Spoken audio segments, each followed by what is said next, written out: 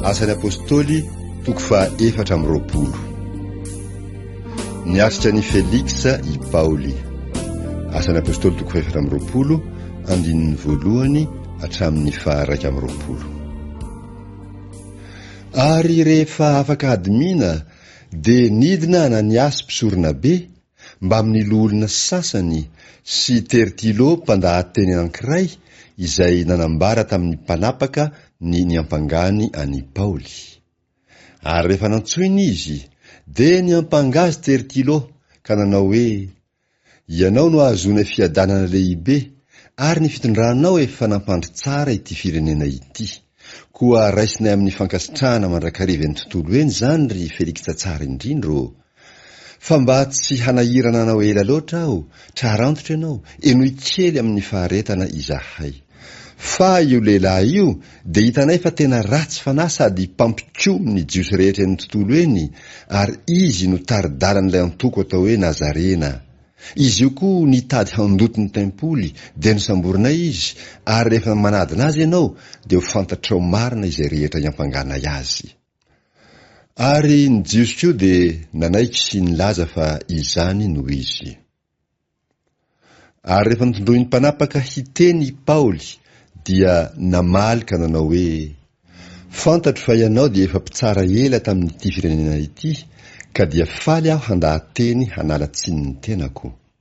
Fa azonao fantarina mora fa tsy mba nihoatra noho ny 12 andro izay no niakarako hivavaka tany Jerosalema, ary tsy nisy nahita ny ady hevitra tamin'olona teo kianjan'ny tempoly, na nampitabataba ny vahoaka atao amin'ny sinagoga na atao an-tanàna, ary tsy hainy hamarinina eo anatrehanao izay zavatra iampangany ahy ankehitriny. Fa izao no akeko aminao fa araka ny fampianarana izay ataony hoe fitokoana no anompoako an'Andriamanitry ny razako, sady inoko izay rehetra voasoratra eo amin'ny lalàna sy ny mpaminany, ary manantena amin'Andriamanitra aho izay antenainy izy ireo koa fa hisy fitsanganany marina sy ny meloka. Ary amin'izany dia mikely aina koa aho mba hanana fieritreretana tsy manameloka ahy na amin'Andriamanitra na amin'olombelona mandrakariva. Ary noho ny afaka taona maro dia tonga aho hitondra fiantrana sy fanatitra ho an'ny fireneko. Ary tamin'izany dia hita ny voadio teo an-kianjan'ny tempoly aho, tsy tamin'ny olona maro anefa na tamin'ny fitabatabana, fa nisy jiosy sasany avy any Azia tokony hiseho eo tao anatrehanao ireo mba hiampanga ahy raha tahiny misy izay iampangany ahy. Na aoka ireto olona ireto ihany no hilaza izay ratsy hitany, raha nitsangana teo anatrehan'ny Sinedriona aho, afa-tsy izao teny ray loha izao ihany, dia ilay nantsoiko raha nijanona teo afovoany aho hoe: ny amin'ny fitsanganany maty no hitsarana ahy eo anatrehanareo an'io. Nahemitry Feliksa ny fitsaranan'ny Paoly. Asan'ny apôstôly toko 4, andininy 12 hatramin'ny 17.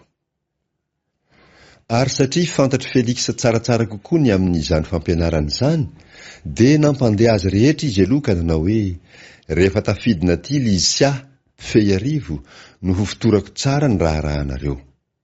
Ary izy nandidiny kapiteny hiambina ny Paoly sy hamela azy hitsangatsangana, ary tsy handrara olona na dia iray ankory aza amin'ny sakaizany izay ho avy hanompo azy.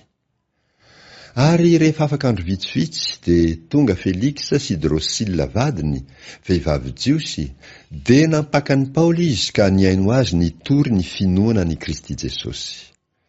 Ary raha nitoriny amin'ny fahamarinana sy ny fahononana ary ny fitsarana ho avy izy, dia raiky tahotra Feliksa ka namaly hoe: mandehana angaloha, fa raha malalaka dia hampaka anao indray aho. Sady nanantena koa izy fa homeny Paoly vola, ka dia nampaka azy matetika izy ka niresaka taminy. Ary rehefa afaka 2 taona dia Porsio Festus no nandimby an'i Feliksa, ary Feliksa tahazo sitraka tamin'ny jiosy, ka dia mbola navelany ho mpifatotra ihany Paoly.